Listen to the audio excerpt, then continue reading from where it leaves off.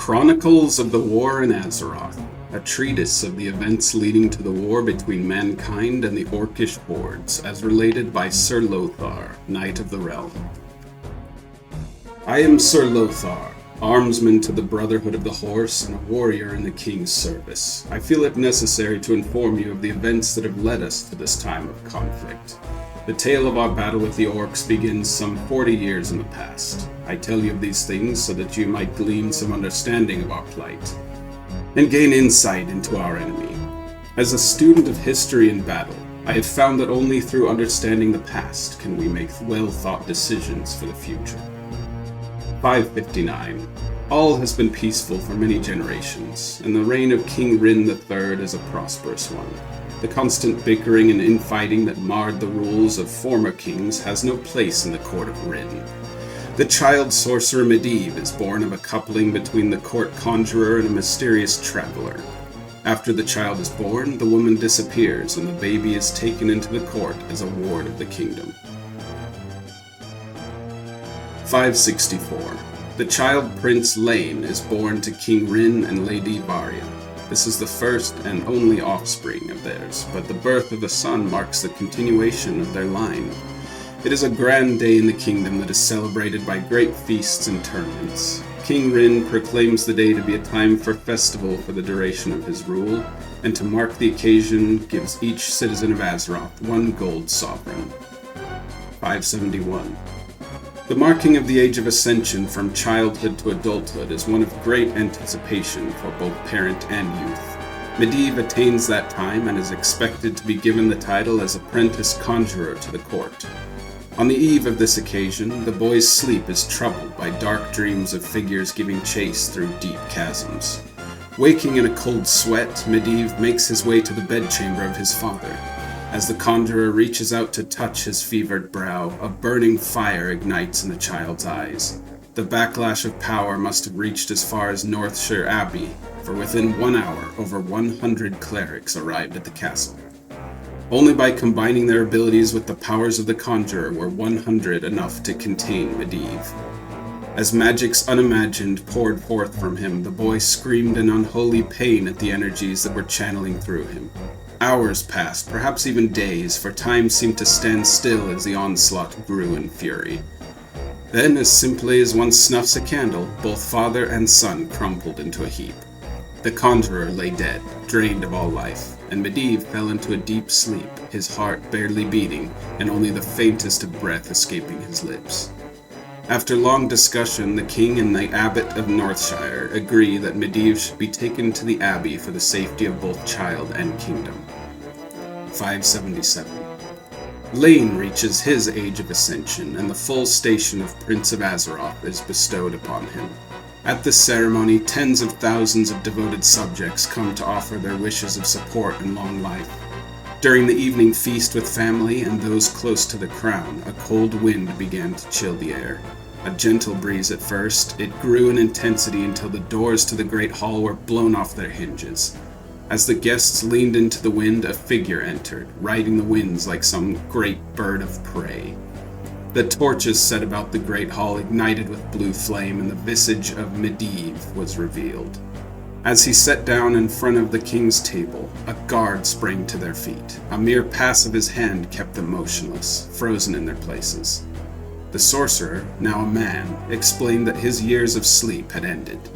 The years of constant tending from the clerics of Northshire Abbey enabled him to gain control over his powers. When his spirit and body became attuned, he awakened himself and set out to Stormwind Keep at once.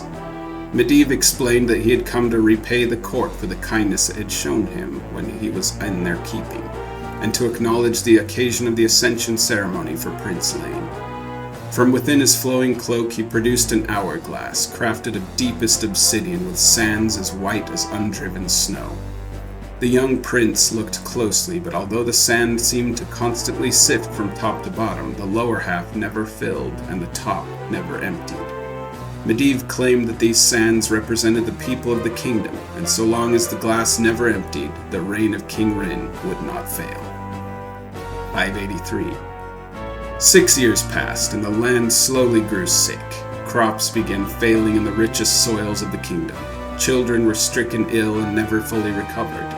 Even the moods of the subjects of Azeroth seemed dark. The weather would become unseasonably cold during harvest, and the summer sun scorched the earth and made working out of the shade almost unbearable. Neither cleric nor conjurer could fathom what could be the cause of this change in the lands. More and more people became disheartened at once what had been looked over. Now it caused bitter argument. During a bleak morning, Prince Lane rushed to his father's side, carrying the hourglass. During the night, the sands had run down from the top, and it was near emptied. King Rin took the glass into his hands, and a chill ran through the very core of his being. As the last sands trickled to the bottom of the glass, a great crashing sound was heard at the gates of Stormwind Keep. Suddenly, the grounds were filled with hideous creatures. Gross deformities, a cruel reflection of humanity, they swarmed over the king's guard and tore them to shreds. King Rin sent Lane and Queen Varia with an escort of knights to Northshire Abbey, promising to call for them when the foul beasts had been destroyed. That day has not yet come. 584. At the age of 20 years, Lane is pronounced King of Azeroth. His task is clear, to rid the lands of these creatures. The few that have survived battle refer to themselves as orcs. When questioned, they will tell little else and prefer death to releasing information. They are cruel, sadistic, and vile, making no distinctions between soldier or child, warrior or woman. They will slay anyone who they encounter without a second thought. The only humans who do not fall to the orcish blade are those who are taken to the swamps that have festered in the east, where the orcs have made their encampments. What they do with these people is unknown, though the worst is feared, for none have ever returned. 593. Nearly 10 years of skirmishes and raids along the borderlands have kept the people of Azeroth wary, but the orcish hordes have been beaten back into their swamps. King Lane has found that the orcs, though incredibly strong and vicious, were seldom well trained in combat and always disorganized. This has been the key to holding them at bay, and is the weakness he hopes to exploit in the future. The mystery that no cleric or conjurer had found the answer to, though, is the origin of these creatures. In the 10th year of his reign, King Lane is visited by the mysterious traveler.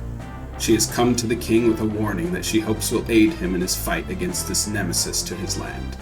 The coupling between the king's conjurer and herself was intended to create a child that she could pass her knowledge and power on to before leaving this place. She did not count upon other forces in this world and others that would seek to dominate the child. He has now become a beacon of mystic power. She sought him out only a fortnight before and found that the powers that coursed through his veins had twisted him, making him insane. Realizing the threat he now posed, she was forced to attempt to destroy him. He all but slew her. The battle left both combatants drained, but Medivh held enough power to banish her from his sight and command her never to return. His magics were strong enough that even she cannot break this bond, and so could offer no aid in his downfall. The traveler also informs King Lane that it was Medivh who was responsible for the coming of the orcs to Azeroth. During the battle with his father, he inadvertently opened a gateway to the domain that they and many other foul creatures call home. The orcs are disciples of chaos, however, and not even Medivh has the power to control them. Although the battle has Medivh in a greatly weakened state, the traveler warns that there will be a time when Azeroth will be forced to deal with him. Her parting words to the king were of her hope that the sorcerer would not become so strong by that time that the whole of this world would suffer. Stirrings of war now come from the swamps. The attacks upon our settlements, once scattered and poorly executed, have become more organized. The king has found it necessary to send footmen and archers to protect settlements along the borderlands. Rumors of the rising of a great orcish war chief have been heard about the land. He is heard to be a harsh leader who has gathered the feuding orcs under one banner. King Lane's scouts and spies have found him to be as cunning as he is bloodthirsty. This foul creature's name is Blackhand, and his control of the orcish hordes could spell doom for Azeroth. The king has ordered me to seek out new recruits to train in the rudiments of combat, for the time has come to call upon the people of Azeroth and prepare the kingdom for war.